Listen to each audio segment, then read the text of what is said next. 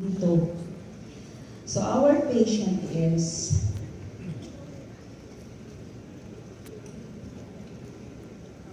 Ma'am Redelia delapena. She's 63 years old from Manawag, Pangasinan. She used to work in Guam, but sometime in 2005, she had a bug bite rash, parang butlig ba, sa kanyang kanang binti, right leg. And this rash developed into an ulcer, napakalaking sugat. It was off and on until around 2007. After 2010, you have to remember the dates, the year. Her wound flared up again.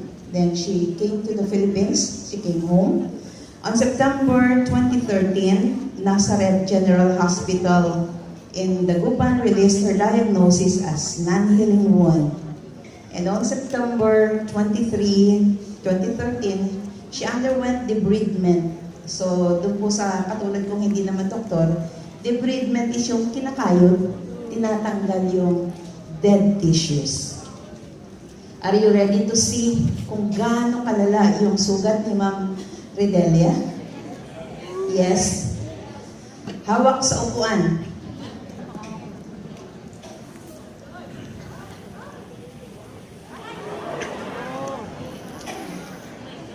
Masakit? Nakikita niyo ba lang parang nasasaktan na kayo? Sobrang laki. Ganito po ang itsura ng kanyang sugat nang dumating siya sa Dagupan branch noong May 6, 2017.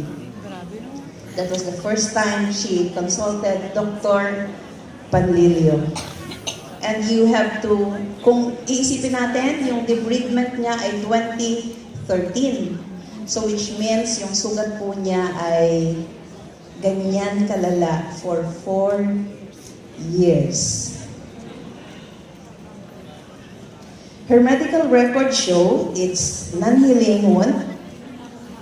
In parts, it was mentioned it was osteomyelitis. O, sa mga katulad ko ulit na hindi doktor, ang osteomyelitis po ay inflammation of the bones, yung buto daw. Pero si Dr. Panlilio po cannot believe that it is osteomyelitis. So he did some research. And he saw and he concluded that probably it is what we call pyoderma gangrenosum. Mamaya po i-google natin kung ano yung pyoderma gangrenosum. On October 7, 2013, her surgical pathology consultation report, a final histological diagnosis, states histomorphological elements showing dense acute and chronic inflammation with granulation tissue and necrosis. Pag narinig po natin yung necrosis, ibig sabihin, the cells are dying or there is a death of cells in an organ. Namamatay po yung mga selula. So pag namatay, di syempre, nabubulok. So kitang-kita nyo naman yung sugat niyan, nabubulok. After the debridement in October 2013, she was religious in going to consultation with her doctors. Siya po yung pasyenteng talagang pupunta sa konsultasyon, bibilhin lahat ng nire-reseta ng doktor. And actually, yung nakikita po niyo sa picture, yan po yung mga reseta na binigay sa kanya ng doktor niya. These are antibiotics, analgesic, cleansing fluids for the last 4 years. At sabi po sa akin ni Ma'am Redelia, hindi lang yan ang naipon niya, marami pa siyang naitapon. Pero at the end, hindi pa rin po gumaling. Gusto niyong tingnan ulit? Ano nga ba yung itsura ng sugat? Tingnan niyong mabuti. Halos kalahati ng kanyang kanang binti is covered with necrotic wound, nabubulok na sugat. And actually, Ma'am Redelia was on the verge of desperation. And she was so depressed. Sobrang wala na po siyang hope. At lagi po natin sinasabi sa mga pasyente natin, if ever you have a certain kind of ailment, ang wag na wag natin iwawala ay ang hope. At si Ma'am Redelia, last year, wala na po siyang hope. Pero nagkataon, meron po siyang kaibigan, mamaya tatawagin natin sila, pinakilala po ng kaibigan niya yung GANO kay Ma'am Redelia. Sabi niya, dalhin kaya kita sa GANO itouch. So on May 6, 2017, she came to the Dagupan branch and consulted with Dr. Christopher Panlilio. Aside from non-healing wound, Ma'am Redelia had hypertension. Mataas po ang kanyang BP, 150/90. So ito po yung mga produkto na nirecommend ni Dr. Panlilio sa kanya, Ganoderma Exilium. Nag-start po agad siya, 3 pairs, 3 times daily. Hindi na po siya dumaan doon sa 1 pair, once a day. Wala na po. Sa sobrang lala po ng kanyang sugat, 3 pairs, 3 times daily. Ang panghugas, rooibos tea. Iniinom din niya yung rooibos tea for cleansing. At yung sugat, binubudburan. She covers the wound with Ganoderma and Exilium. Kaya niyo pang tingnan? And kanina sabi ko sa inyo, Ma'am Redelia is a compliant patient. Masunurin po siya. Pag sinabi ng doktor, inumin to, iinumin. Ilagay to, ilalagay. No? Ipahid, ipapahid. At pag sinabi ni Dr. Panlilio na babalik kayo next month, bumabalik siya. So from May, June, July, August, September, October, nakikita nyo? Wow! Nakikita nyo yung paggaling? And luckily, I was always there. Ako palagi yung kasama ni Dr. Panlilio during those times. Kaya nakita ko rin po kung gaano kagaling ang nagawa ng produkto natin sa kanyang sugat. Yan. Yung po ang isang mahalagang bahagi ng gamutan, compliance, no? Tsaka po yung follow-up check-up. Hindi po yung when Dr. Panlilio had already recommended or Dr. Chu recommended 1 pair, 2 pairs, 3 pairs, hindi na kayo pupunta. Leaders, you have to bring your patient for follow-up check-up.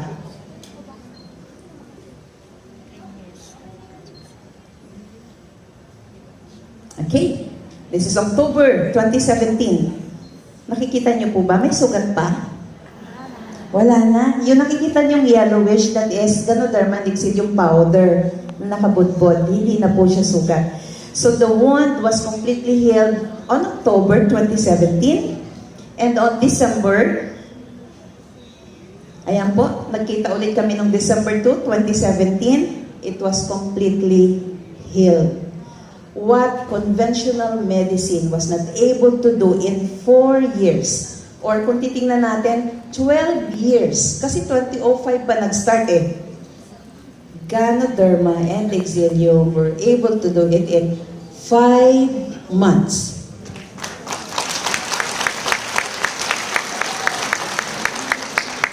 Ang hina ng palakpak.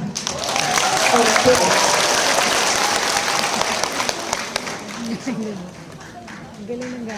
So, not only her wound got healed, hindi lang po yung sugat ang gumaling, pati po BP, yung dating 150/90, normal na yon. And then her breathing, wala na po siyang breathing difficulty, and above all, nawala po yung stress, yung po kanyang nararamdaman na depression due to the debilitating condition, wala na po yon. So, tingnan ulit natin siya. Pero bago natin tingnan dito, gusto ko tingnan nyo siya personal. So, we'd like to request Ma'am Redelia delapena to please stand up. Paki-focus po, paki-spotlight, Ma'am Redelia. Ayan po siya, nakatayo. Nasa likod yan. Ayan po, nakatayo. Ma'am Redelia delapena. Ma'am, kaway ka, hindi ka nila makita. Ayan. Kaway ka, Ma'am. Ayan. So, Ma'am Redelia delapena from Manawag, Pangasinan. So, yan, nakita nyo na ha, nakangiti na, wala nang depression, hindi na nai-stress. Thank you, Ma'am Redelia. Katabi po niya yung nagsama sa kanya sa GANO. Ma'am, tayo ka rin. Ikaw ang salarin. Oh, yan. Yan po ang friend. Okay. So, ito na po siya sa picture. Kung hindi nyo masyadong naaninagan, ito po yung picture niya. Okay? So, starting December 2017, kasi nakita natin healed na yung kanyang wound, yung kanyang intake na 3 pairs, 3 times daily, ibinaba na po ni Dr. Panilio to 2 pairs, twice daily. Nagkita po kami ng February for the interview of this presentation. Talaga pong healed na yung wound niya. So, ang question natin is, what makes GANO so effective? So, kung kayo po ay umaattend palagi ng HT, lagi kayong andyan, lagi po kayong dumadalaw sa mga centers, alam na natin ang sagot. What makes Ganoderma pair so effective? First, kung osteomyelitis po, yung problem ni Ma'am Ridelia, or inflammation of the bones, alam natin that adenosine has anti-inflammatory properties. Tama po? Yes. And then, kung bacteria naman or virus ang problem, you remember, Ganoderma has antiviral and antibacterial properties. Tama? Yes. You have to remember that. Okay. Now, kung tama ang conclusion ni Dr. Panlilio that it was Pyoderma gangrenosum, alam niyo po, yung Pyoderma gangrenosum, kasi pinabasa sa akin ni Dr. Panilio yung nahanap niya, it's an autoimmune problem. It's an autoimmune problem, meaning the immune system of the person is the one attacking the skin. That is the reason, probably, why doctors and conventional medicine was not able to heal the wound. Galing ng Gano? Yes. Galing. And we all know that Ganoderma epithelium is great in modulation of the immune system. Now, kung yung problema niya ay na-trigger pa ng stress at saka depression, we all know that Ganoderma and epithelium are best adaptogens. So when you hear the word adaptogen, it means it can help us cope with any kind of stress. So therefore, whatever the reason and cause of the non-healing wound, Ganoderma epithelium helps. Let's give the power pair a big round of applause. Hanapin niyo po yung mga pasyente niyo. Marami pang katulad ni Ma'am Ridelia de la Peña na naghihintay lang sa inyo, sa atin. Marami pong salamat, and I would like to call our company nutritionist, Miss Bettina Escuro, for